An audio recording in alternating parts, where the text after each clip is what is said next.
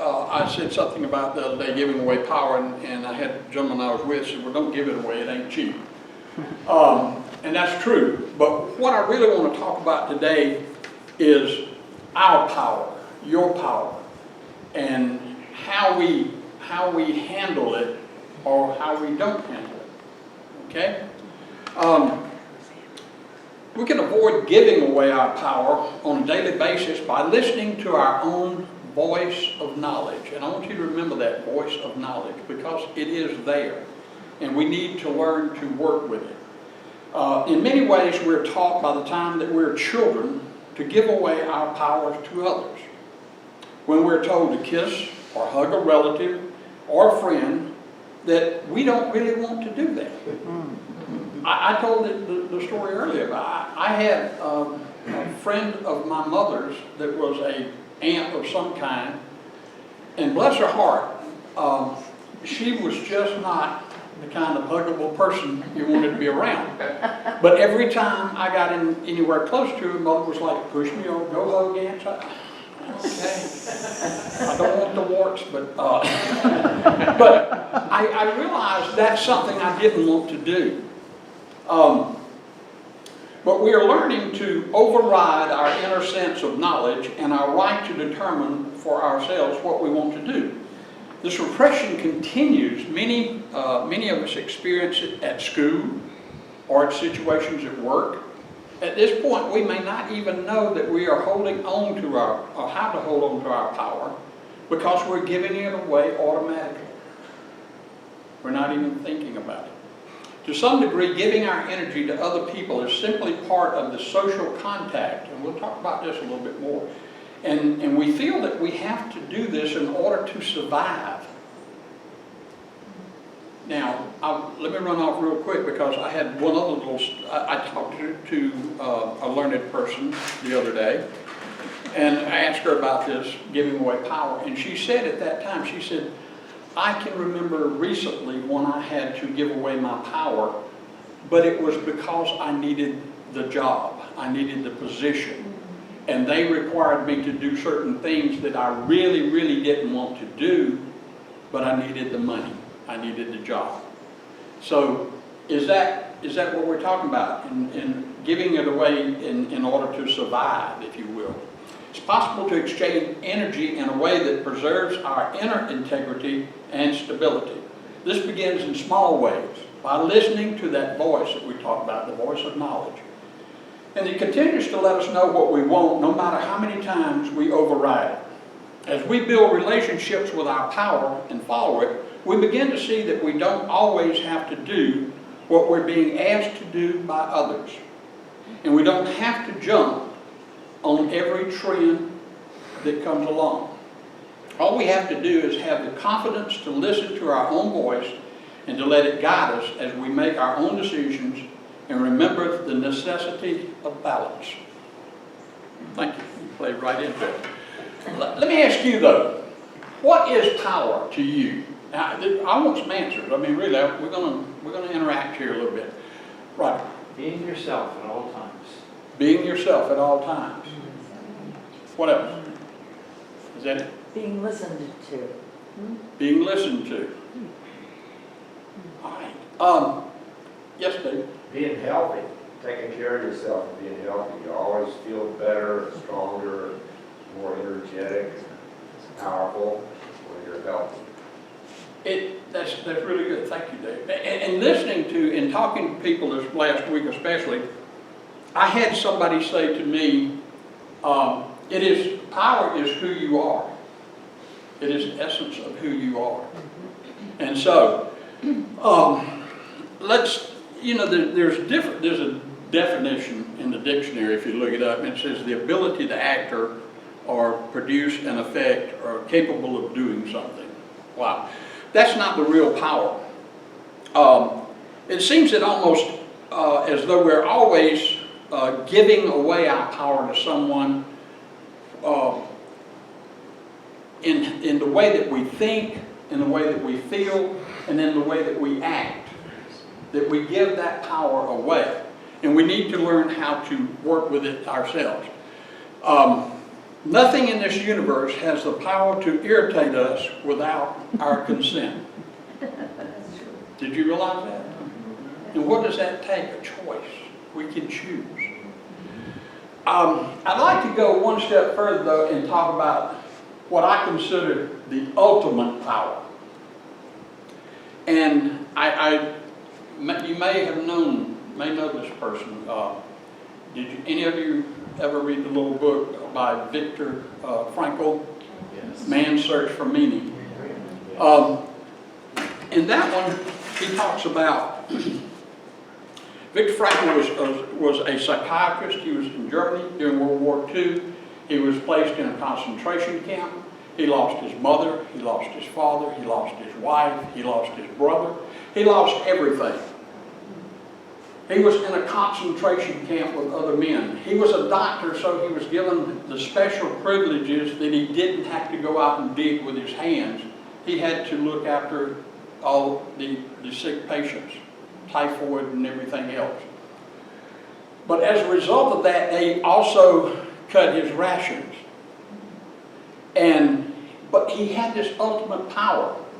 And he said, after all of this was over, when he was liberated, when they came and got him out of the camp, he weighed 76 pounds. And he said, they can take everything away from me. What remains is the last of the human freedoms, the ability to choose one's attitude in a given set of circumstances. That, ladies and gentlemen, is power. That's what it's all about. I'm going to throw a few words out there just to be thinking about. Choices.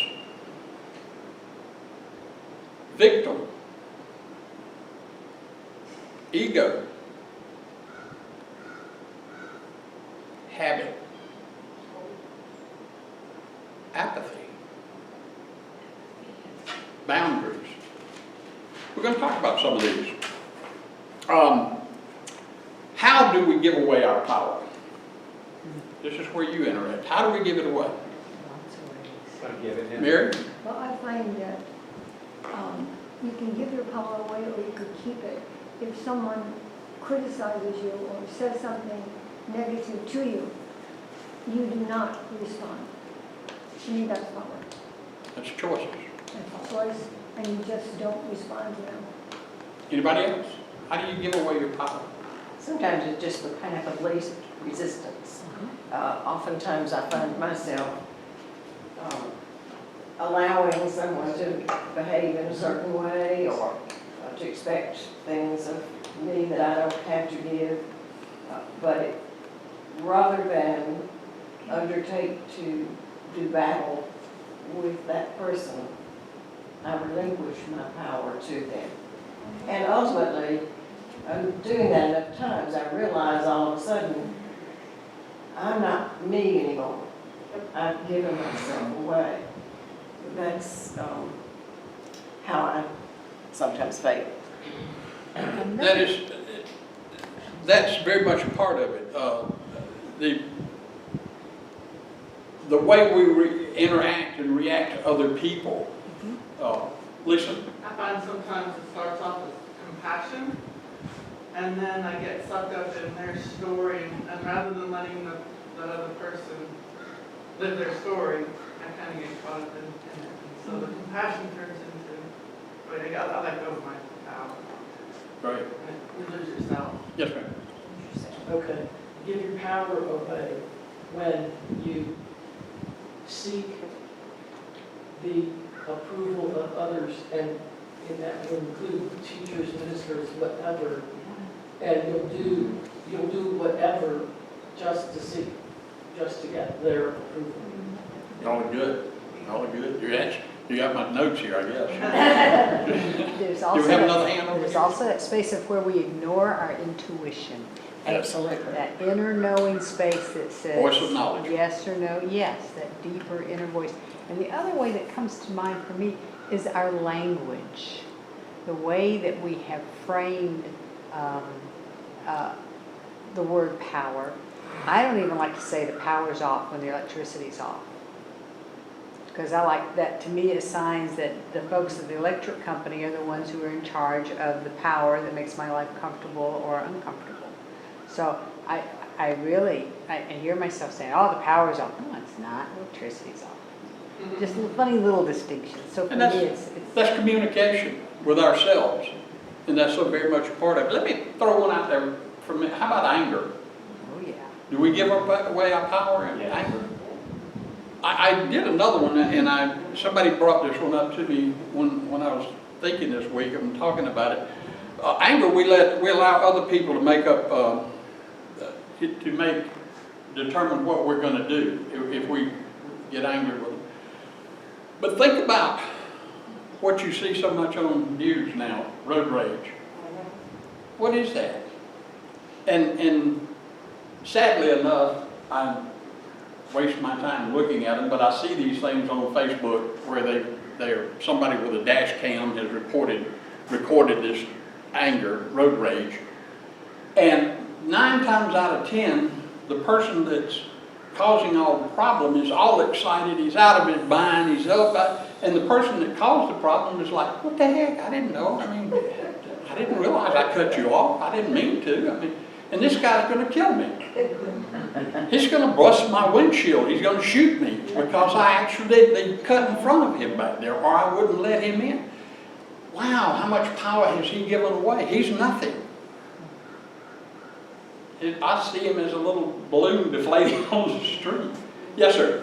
One of the ways we give away our power is by holding on to ideas and then arguing with friends and family and stuff like that, especially with politics and things like that. So I was stranded at this place.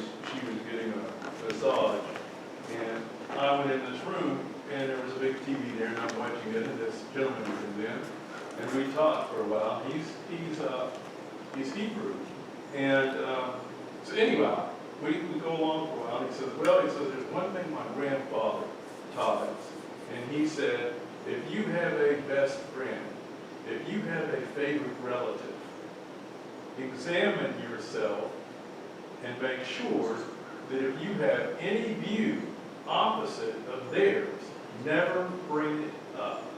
Because if you bring it up, you've lost a good friend, you've lost your relative, and you've lost your power. Absolutely. Absolutely. We talked about it a minute ago about buying into trends. Do we give up our power when we do that?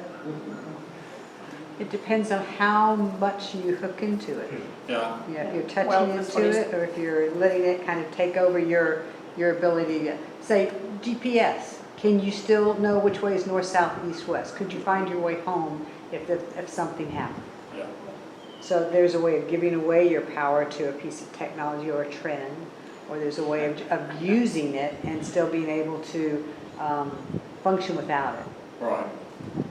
Garnett, I find, and he knows, I get disturbed when I watch a lot of advertising on television that there's one that is, and I can't even remember, they didn't impress me enough to remember what they're pushing, but it starts off, well, oh, we are still keeping up with the Joneses. They've got some sort of screen. Wi-Fi network. Is that what it is, a Wi-Fi network? Yeah. But it's just one after another family saying, oh, we're still keeping up with the Smiths or the Browns or the whoever's. And I think, what kind of message? That's a trend. Yes. What kind of message and how many people are buying into that? And damn if they aren't taking everybody's power and putting it into some screen thing. But we're being sucked in, or a lot of people are being sucked in by that, and they're not, that's just one example. There's one little girl sitting at a kitchen counter, and mom and dad are cleaning the counter, and she is, I'm cute, aren't I? Don't you think I'm cute? And look at and mommy and daddy are playing with me. They're cleaning on a Saturday. Why aren't they playing with me? Times, I think, wait a minute. Yeah. And people are buying into those kinds of trends, messages. You have to No, you have to be careful about what you listen to. There's my lecture from today, I won't do another one. I think we give away our power when we're not mindful. When we Exactly. react without thinking, I feel more in charge, more powerful when I stop and take a breath Mhm. and then give a little consideration to what I'm going to do or say. Yeah. And I think when we don't do that, we give away power. Absolutely. Roger.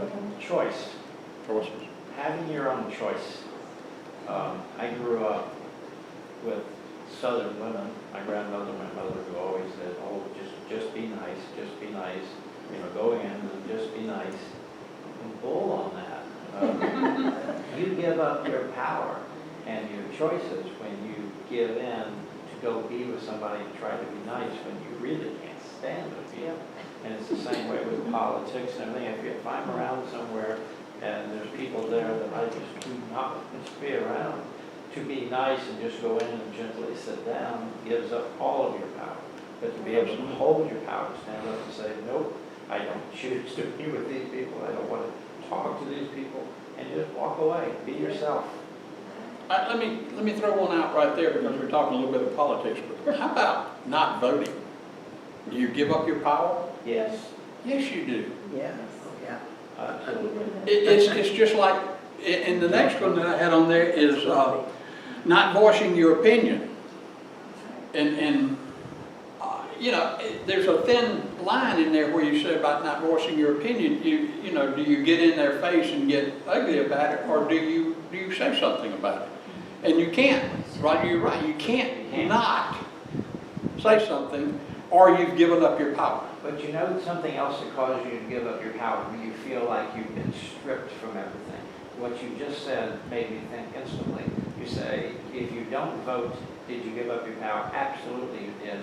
But then again, we all stood back a couple of years ago and watched, and everybody did vote, and a woman won by 2 million votes, and it was taken away from every one of us who voted because of the Electoral College. So sometimes in our society, you think, you know, that's what causes this anger in your heart is because you did stand up for yourself. You did go and vote, and still lost. You still lost. Yeah. I mean, you really didn't. That's right. Expectations. We talked about that just a little bit ago. I was going to say that. Do we give up our power when you expect other people to understand what you're talking about, or to accept just because you've accepted it that they're going to accept it, and that doesn't happen? Do you get into a funk? You know, do we give away our power to those? Y'all done good. Let me throw one other out there because it's one that we really have to deal with. How about in your personal relationship with your spouse, with your significant other? Do we give away power? I'm not going there.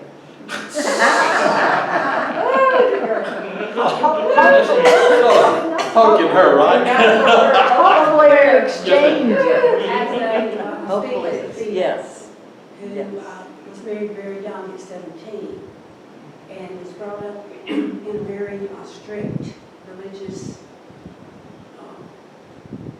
environment. I traded my power to get what I thought I needed. I traded my power for affection, for someone to take care of me, and then for someone to help me bring up my children. So I traded, and I knew at the time that I was doing that. So I think that from a woman's viewpoint, and I guess maybe from some men too, is that you just do what you have to do sometimes, you know, and even inside, you wait until you're grown up and you wait until things are better, and then you take it back. So I feel like I've taken mine back, and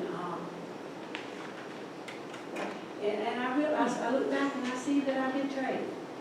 But I think you speak for most of the women of our generation.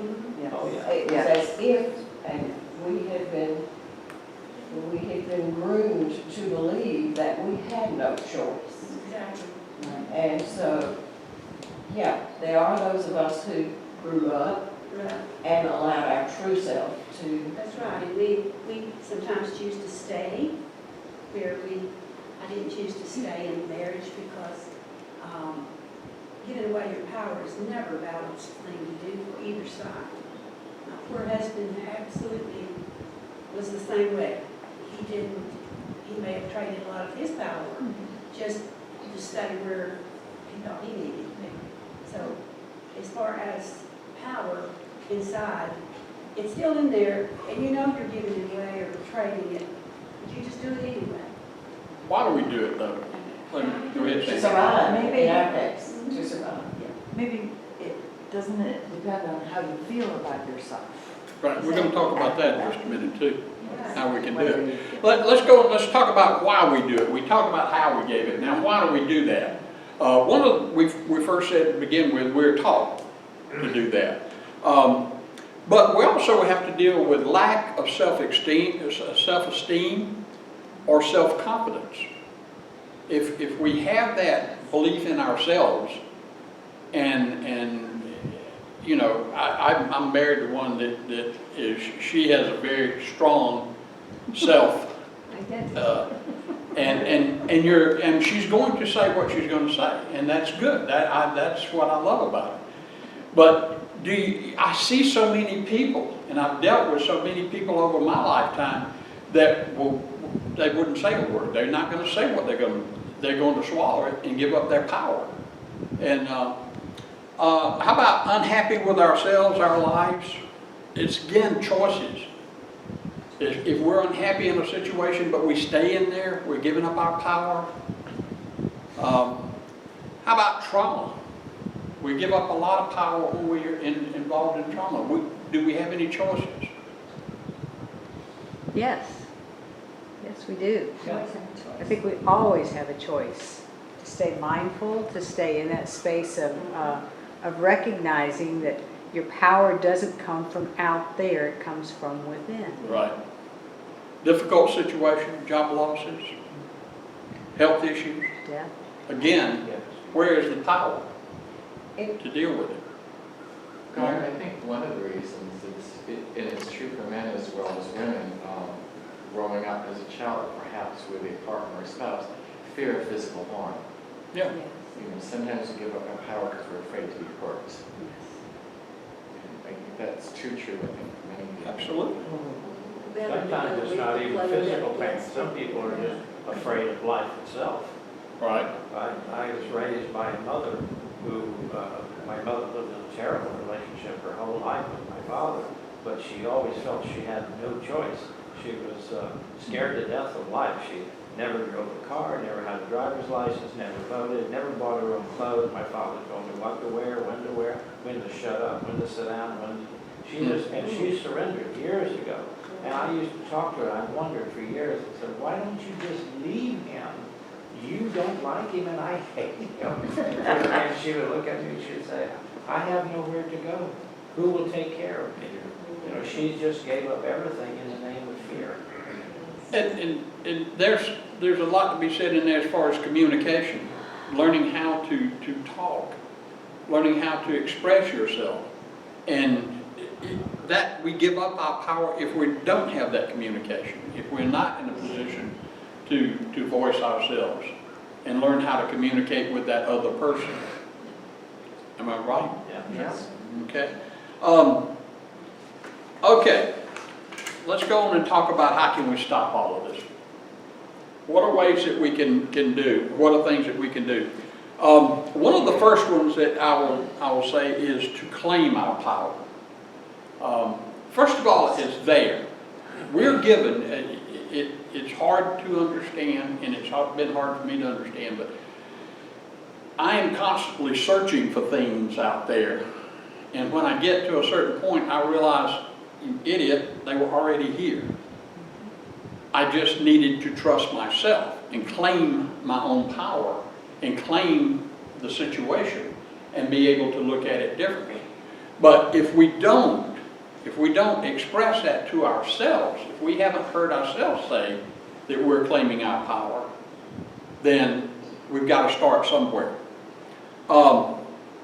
We're in charge of our lives. you can decide what you want to do, when you want to do it, how you want to do it, and with whom you want to do it. And we have to respect our desires and our dreams. These are ways that we can not give up our power. We have to remember we're a divine spiritual being living in a physical body, yet we're powerful. And that divine living spirit has already input everything that is necessary. All we have to do is learn how to work with it. Learn how to bring forth your power. We can choose our thoughts and our actions, and that will allow us not to give away our power. This one I have to think about a little bit, because at one point in life I felt like I would never make this statement. We don't have to win. And there are many times that in my life, and I see other people's lives where they have stepped back a little bit, maybe not given up their power so much as to say, you know, this whole situation is not really worth all of this effort, so it's okay, you win. I'm happy. As Dr. Phil would say, would you rather be right or would you rather be happy? Well, that's keeping your power by doing that, because you Yes. made a conscious choice. It's like being in a relationship, and you say to yourself, you know, your partner wants to do something or goes where you really don't want to go there, there's something else you want to do, but you made that choice that you want that person to be happy, so you give in, and you give in a lot, because you want, you know, you want to do for that person. Are you giving up your power? No. You're expressing your power by making that conscious choice. Choice. It's your choice to do that, so you're still in control of That's that. right. You hold your power. And that's the thing. This next one I talk to you, if we stop complaining about it, now stop and think for just a minute about the people that you run into in this world that always complain about the situation. They're not going to do, they don't exert any of their own power to fix it, but what they're going to do is they're going to labor you with their problems about how bad it is and what a terrible situation it is and how horrible this is. And the first thing you know, you're in a big pity party with them, and you're giving up your power to fraternize, you know. And I will say, I have had certain people that I've had to look at and say, golly, I'm sorry you feel that way, but have a good day. And I get the heck out of there, because I can't handle it. I don't want to give up that power. The ability to accept your responsibility for how you feel, and being able to express that to another person without offending them.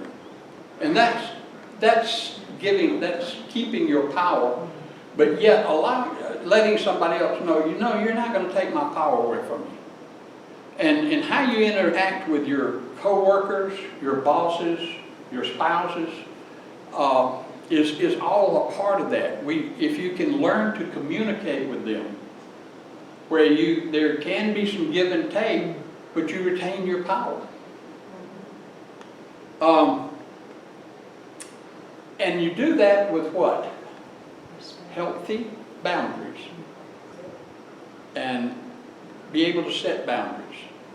There are people I know, I'm almost 74 years old, and I know that there are people that I have in my life that have never in their entire life had a boundary set. They have no idea what boundaries are, and they're going to walk all over yours if you allow them to do so. But it's if you, allow them to do so. So you've got to exert your power in that position and be able to tell people, this is my line right here. I don't expect you to cross that. And if you do, I'm not going to be happy with it. And you have the exact same right. You tell me where the line is, and if I cross it, you have a right to be upset. but it's establishing boundaries. And that's power. That's my power. This is my space. I allow people in that I want to, but you can't abuse me. This one is, how about practicing forgiveness? I mean, we're a spiritual being, but that one's sometimes hard for me to really understand that it's my power to forgive you. A lot of times, you know, I have to go back. I met with a person one time early on in my life, and we were talking, and I said, well, I want you to know I forgive you for that. And he looked at me and said, forgive me for what? And I said, well, you did so. Did I? I mean, I had carried this, you know, grudge, this illness that I had against him. He was oblivious. He had no earthly idea he'd done it. Didn't mean to, didn't care whether he did or didn't. But I was doing it. I was giving away my power. And you've all heard this. Holding a grudge is like drinking poison and waiting for the other person to die. Think about it. And then sort of lastly along that line is being able to stand out from the crowd. Being confident, have that self-confidence, that self-assurance that says, I really don't care. You know, I would like to be happy and friends with you, but I'm not going to compromise this situation. I'm not giving up my power. This is what I think. If you agree with it, if you agree, that's fine. If you don't, that's fine. But that's where I am. And I'm willing to stand over here and be away from the crowd and not just go with these people down the road to whatever the trend is or the problem is. And that's how you don't give away your power. Now, I want to end with one other thing. This is just something, I have a little folder I keep in my office desk at home, and it says inspiration. And so this is something I found and I put in there. I like it.